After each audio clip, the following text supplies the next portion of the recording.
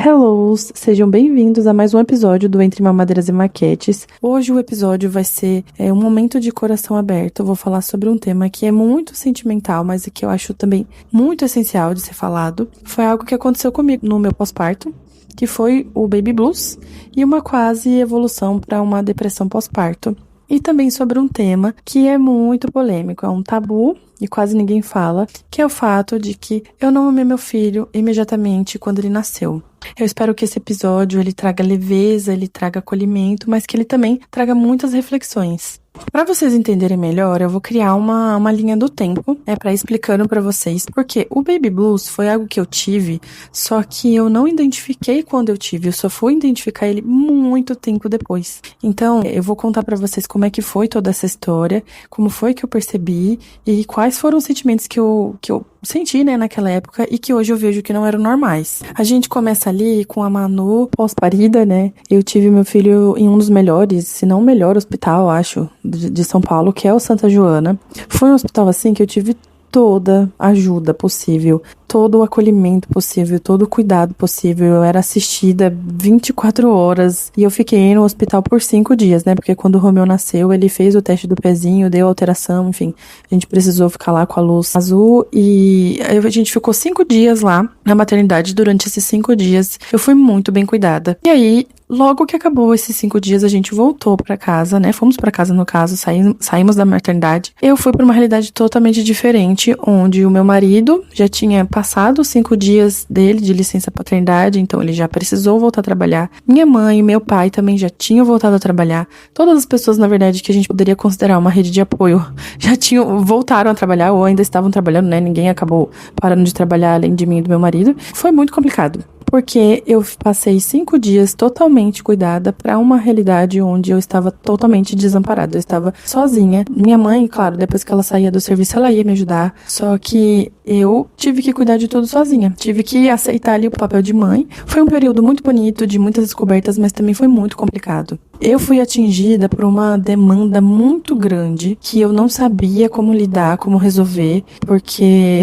eu estava totalmente à mercê. Eu tive muita sorte porque eu tive parto normal e o meu pós-parto foi muito, muito tranquilo, sabe? Eu não tive laceração nem nada, eu tive um machucadinho bem pequenininho que eu consegui tratar. Mas aí, uma das coisas que eu gosto de falar, não tem como negar que a gente precisa estar bem para poder ter filhos, porque uma das coisas que eu carrego até hoje é o fato de eu ser muito ansiosa. Eu sou extremamente ansiosa e também sou uma pessoa que se autocobra muito. E isso, naquele momento ali do puerpério, veio com tudo, assim. Então, eu fui atingida por toda essa demanda que chega ali com um recém-nascido, Você agora é mãe com uma criança no colo, não é mais mãe grávida. E aí, esses sintomas, que eu tenho da ansiedade, da autocobrança, eles vieram muito mais fortes. Só que eles começaram a ficar uma mistureba ali, porque eu não sabia no que exatamente eu precisava focar. E 7 dias pós-parto, eu me vi com meu filho recém-nascido num sling, lavando o banheiro de casa sozinha, porque eu não tinha rede de apoio, eu não tinha alguém para limpar a minha casa.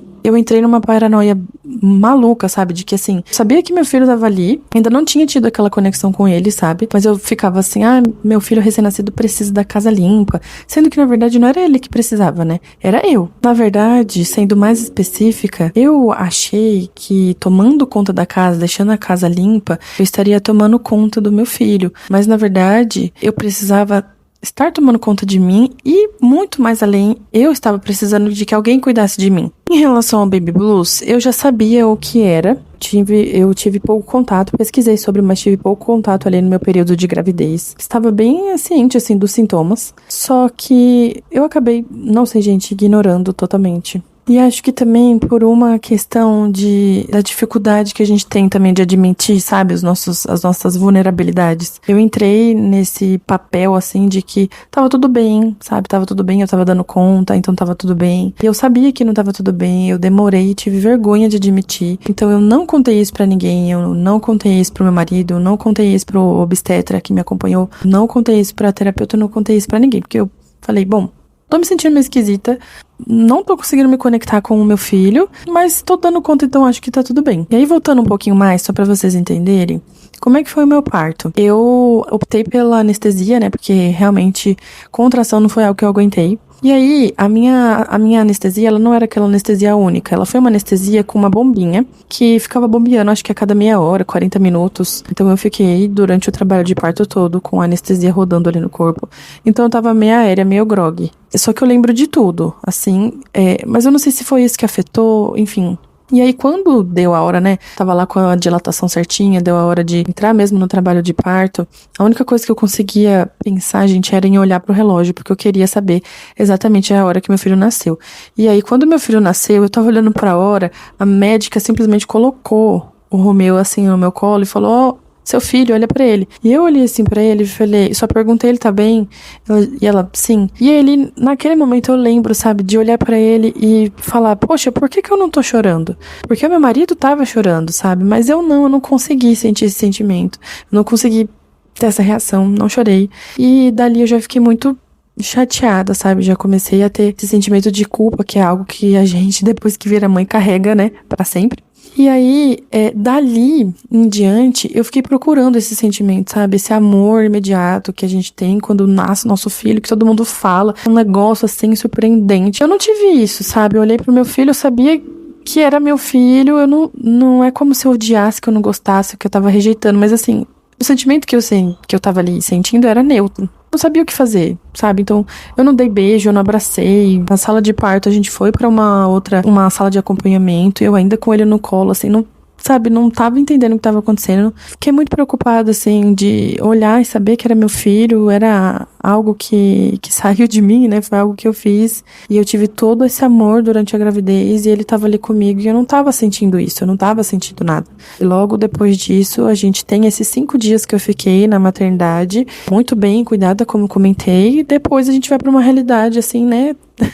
Cara tapa, onde eu fui parar na minha casa, com a maior parte do tempo sozinha, sem rede de apoio, as pessoas chegando depois do dia inteiro, eu ter vivido o dia inteiro sozinha, e aquele misto de sentimento, assim, do que eu achava que precisava ser feito, mas na verdade eram necessidades minhas, uma loucura. Antes de eu ter tido meu filho, né, durante a minha gravidez, eu já tinha tido conversas com a minha terapeuta e ela me trouxe uma coisa que foi fundamental, assim, pra mim, pra que eu passasse por esse período de uma forma um pouco mais amena.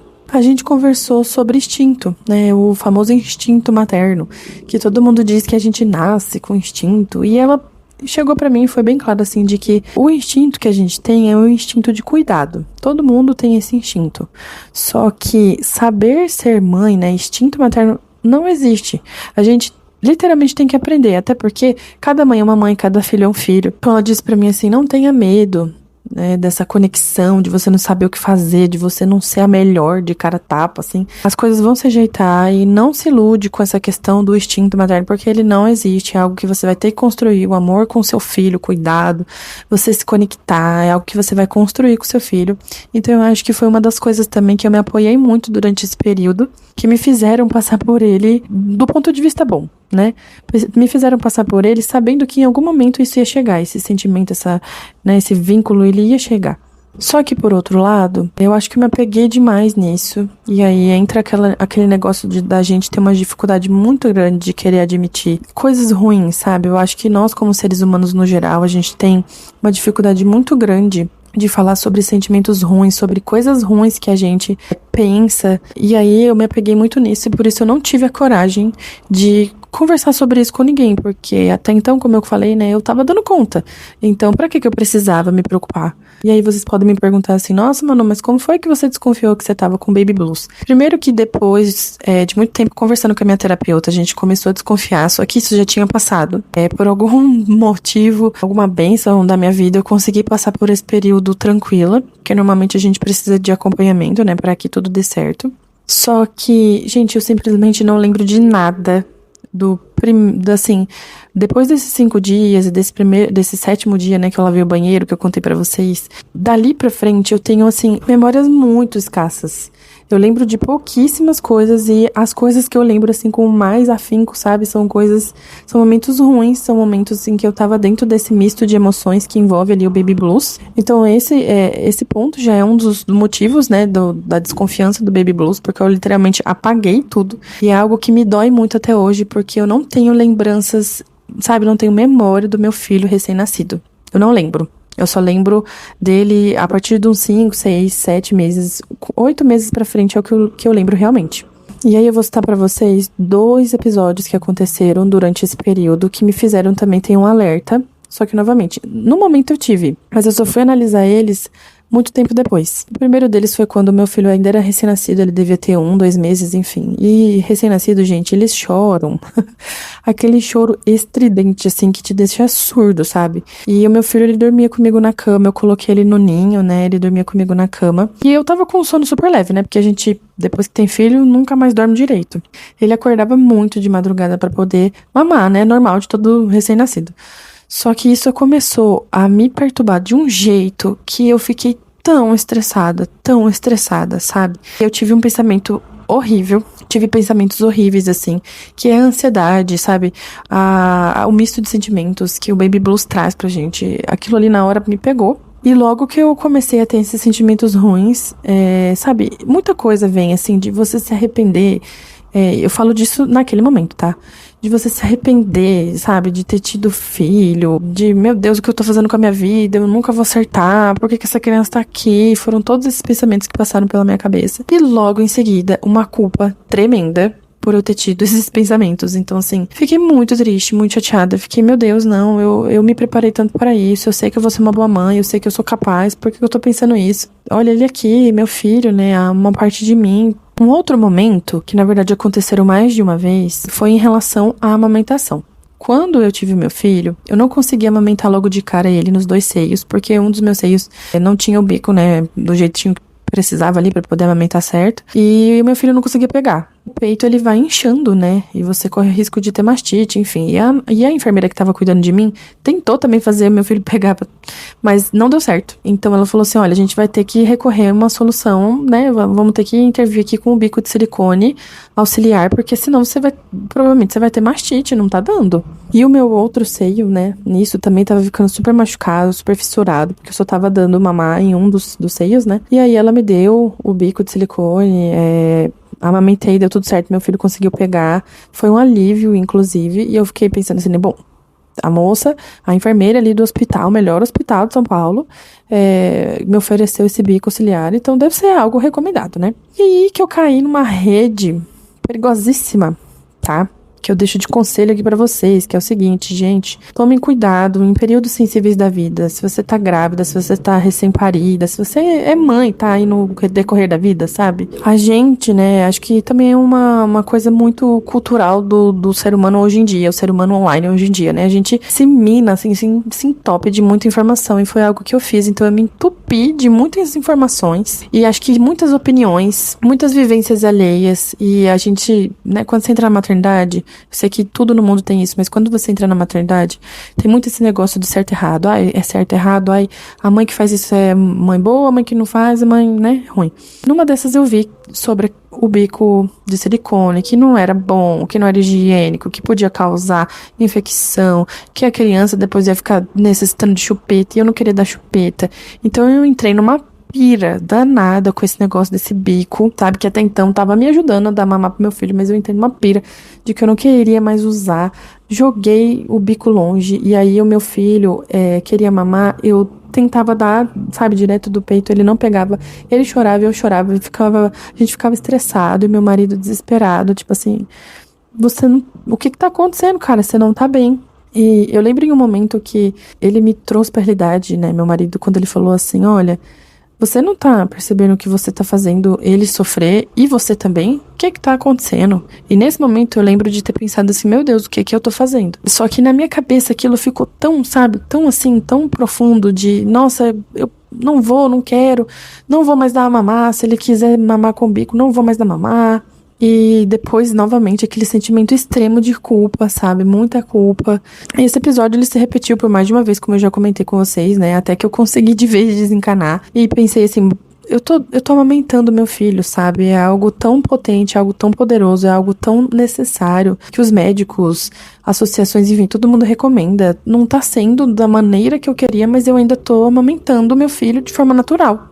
Então, esse episódio foi um dos que também me fizeram perceber que eu não tava bem. Na verdade, eu fui perceber isso, né, muito mais pra frente, como já comentei com vocês. Só que eu quero puxar um gancho pra isso e falar pra vocês o seguinte: cuidado, sabe? Com essa questão de informações, de excesso de informações, de excesso de pessoas que vocês seguem, que vocês acompanham em momentos tão vulneráveis, em momentos tão frágeis, porque a gente fica assim, querendo saber de tudo, estudar, né? E eu sou logo uma pessoa que defende muito o fato de que a gente precisa estudar pra entender melhor processos, enfim, principalmente quando fala sobre gravidez, maternidade. Só que hoje, o que eu recomendo é totalmente o contrário. É você ter mais confiança em poucas pessoas, de preferência profissionais, né? Ou se você quiser pegar uma influencer, uma pessoa ali que compartilha a maternidade, enfim, você siga unicamente essa pessoa porque você se identifica muito com ela e aí vai consumindo. Se ela abrir caixinha de perguntas, sabe? Pergunta, se identifica. Mas assim, não fica seguindo 300 milhões de pediatras, 300 milhões de médicos, 300 milhões de mães, porque isso não vai te fazer bem. Cada realidade é uma realidade. E a gente tem recomendações que são feitas por médicos a partir de cada realidade. Então, né, isso é algo que acontece muito ultimamente. Na verdade, desde antes de eu virar mãe, né, desde eu engravidar, eu vejo muito isso. Principalmente ali na comunidade da maternidade, né, uma competição de quem tá certo e de quem tá errado. Desde que esteja dentro do que a associação pediátrica, enfim, né, a organização de saúde, todas essas coisas, recomendem, mesmo que não seja uma coisa assim 100%, tá tudo bem. Sabe, tá tudo bem. Esse processo todo foi bem difícil pra mim, eu demorei muito pra admitir. Em uma conversa, né, uma sessão de terapia com a minha psicóloga, a gente colocou tudo isso pra fora. Ela falou: olha, acho que você passou por um baby blues e quase evoluiu pra uma depressão pós-parto, porque não foi acompanhado. Eu tenho muita sorte disso ter ficado ali mesmo, porque as consequências de uma depressão pós-parto são horríveis. Né? Ainda mais hoje que eu estudo sobre essa parte de desenvolvimento infantil, eu sei o quão prejudicial é para uma mãe e para um filho a depressão pós-parto, né? Essa falta de conexão inicial ali.